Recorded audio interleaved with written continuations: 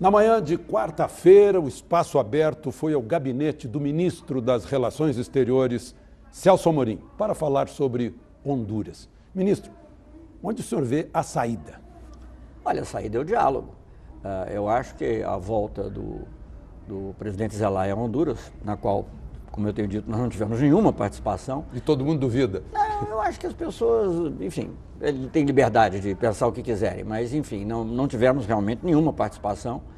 Sabíamos meia hora antes, né? Quando o presidente Zelaya disse que foi combinado meia hora antes, foi combinado que ele entraria, só depois que eu telefonei para ele, já ele dentro da embaixada, que eu disse que ele podia ficar, tendo consultado também o presidente Lula, naturalmente. Mas, enfim, eu acho que a presença dele em Honduras criou um fato novo, e essa é a verdade. E a verdade é que começa a haver um diálogo. A semana passada mesmo, o presidente Zelaya recebeu 4 dos candidatos, inclusive 2 dos mais importantes, das forças políticas que são contra ele. Hoje eu estou lendo uma notícia até no jornal de que o próprio general-chefe do Estado-Maior diz que há contatos, coisa que não estava vendo apenas procrastinação. Então, esse é o diálogo. Só para completar, se você me permitir, e há uma perspectiva do secretário-geral da OEA voltar a Honduras, conversar. Então, eu acho que essa é a saída, baseada naturalmente nas resoluções, no respeito ao direito. O retorno do presidente Zelaya, não só a Honduras, mas ao Palácio Presidencial. Aquele abraço mandado pelo presidente interino ao presidente Lula, como é que é recebido? Olha, como pessoa, não sei, como presidente, nós não nos relacionamos com ele. Pois é, ministro, aí tem uma questão que a gente está lendo nos jornais, a questão legal, de legalidade, né? O artigo 2, 4, enfim, um artigo da Constituição diz que não se pode mexer na lei eleitoral. E aquele funcionário público que tentar mexer na lei eleitoral perde o cargo.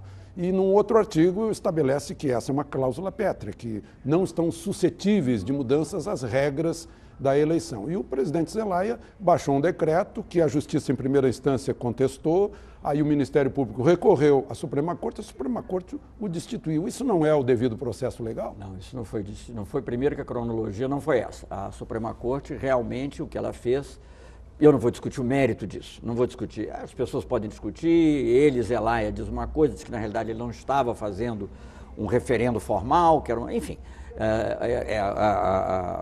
os que deram o golpe e outros lá, os parlamentares, mesmo da Justiça, que interpretou de outra maneira, mandou que o Exército não distribuísse a tal quarta urna. Mas todas as decisões contra o presidente Zelaya são posteriores ao fato de ter sido tirado do país com um fuzil na testa. Eu não posso entender que isso seja devido ao processo legal. Segundo lugar, a própria Constituição hondurenha também, não sou especialista, mas estou sendo obrigado a ficar, a Constituição hondurenha diz também que você não pode expulsar do país nenhum cidadão hondurenho. Artigo 102. Bom, você está sabendo melhor do que eu, então você conhece. Então, eu acho que isso aí, Alexandre, você pode ter sempre uma interpretação outra, se ele agiu bem ou agiu mal. O que não podia é agir com a violência que agiu, colocar fora do país, instalar um governo que foi feito a revelia do povo. E isso é que eu acho que não é só uma interpretação do Brasil. Quer dizer, eu acho que essa discussão ela é até um pouco, digamos assim, ela pode ser interessante do ponto de vista teórico, do ponto de vista da ciência política, mas do ponto de vista das relações internacionais, o que interessa é que toda a comunidade internacional, eu nunca vi isso, eu tenho muitos anos de estar no Itamaraty, de acompanhar a política internacional, ter uma unanimidade, primeiro seria difícil ter uma unanimidade na OEA, nas Américas, e houve uma unanimidade condenando o golpe, dizendo que o Zelaya deve voltar, etc, etc. Depois, a unanimidade das Nações Unidas, a Assembleia Geral também deu o mesmo parecer. Então, eu acho que essa discussão, no fundo, ela pode ter um interesse teórico interessante, pode ter um interesse para a história política de Honduras, mas ela, do ponto de vista das relações internacionais, ela não é o foco. O foco é uma situação considerada ilegal, irregular, por toda a comunidade internacional e como revertê-la. Agora, ministro, não saiu como o Brasil queria no Conselho de Segurança da ONU, nem na OEA, agora há pouco. Tanto que, o nosso Conselho de Segurança saiu absolutamente nosso embaixador Casais chegou a dizer que está ficando irrelevante a OEA. Não, veja bem. Olha, você sabe que a diplomacia parlamentar, como qualquer aspecto parlamentar, você às vezes tem que usar um pouco de retórica para fazer com que o seu ponto de vista... O presidente Lula também falou em irrelevância das Nações Unidas. Fazer com que o seu ponto de vista seja ouvido. A decisão do Conselho, da decisão que foi lida pela presidenta do Conselho de Segurança, está absolutamente dentro do que nós queríamos, inclusive com termos usados no nosso próprio discurso, que não se pode admitir intimidação, assédio, né, em inglês harassment da embaixada, proteção não só do Brasil, mas das pessoas que estão lá dentro. Não, eu discordo totalmente. A declaração, as pessoas estão falando porque acham que houve um bate-boca entre mim e a... Já chegou a ser anunciado como um bate-boca. Pois é, mas isso foi outra coisa, não teve nada a ver. O senhor respondeu, eu queria ver se fosse da sua embaixada. Mas aí era uma interpretação sobre outro aspecto, não tinha nada a ver com o que nós pedimos e o que foi feito. Nós estamos absolutamente satisfeitos. Pois é, mas a OEA também agora, nessa última reunião, disse assim, não, tem que se preservar a paz, vamos buscar a paz e tal, e preservar a embaixada. Isso é óbvio. Está lá na Convenção de Viena, mas, aí nós vamos discutir um pouquinho de embaixada, artigo 43 da Convenção de Viena diz que a embaixada não pode ser usada para outro fim que não seja o fim da diplomacia. E está evidentemente sendo usada por Zelaya e seus militantes. Sendo usada, veja bem, ela está sendo usada para o diálogo. Se os próprios opositores do Zelaya, os dois candidatos dos partidos mais fortes, que foram contra o Zelaya, que apoiaram o golpe, não é? E eles foram à embaixada conversar, então... Quem é que dá licença para eles entrarem na embaixada? O Zelaya ou o nosso encarregado de negócio? Nós não somos todos consultados. Hoje à tarde mesmo deve ir um chileno, que foi o único que conseguiu, fazia parte daquela missão do OEA, mas eu acho que como ele tinha uma ligação também com o Arias, porque ele fez parte da missão do Arias, ele foi o único a quem se permitiu entrar em Honduras. Então, não, isso não tem a menor dúvida. Então, essas conversas são importantes, todos reconhecem, todas as pessoas de bom senso reconhecem que a presença dele lá é um estímulo ao diálogo. Agora, depende de como ela é usada. O que nós temos procurado fazer sempre, repetidamente, é acalmar, evitar chamados à insurreição. Agora, o direito do povo hondurense se manifestar, isso aí até a Comissão Interamericana de Direitos Humanos já expressou que existe esse direito?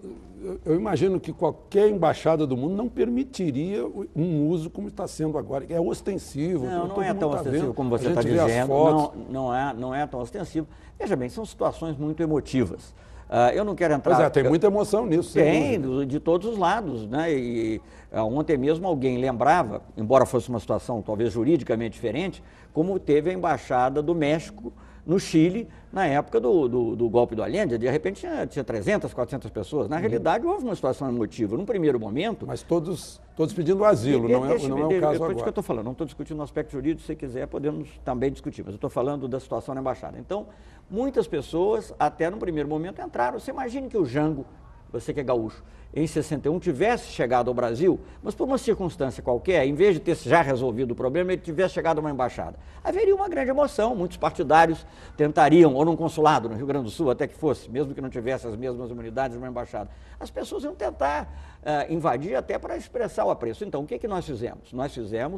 Eu falei com o presidente Zelaya várias vezes, pessoalmente, né? O presidente Lula falou com ele, mas eu falei, digamos, detalhado à medida que as coisas evoluíam, e num certo momento chegou a haver 300 pessoas.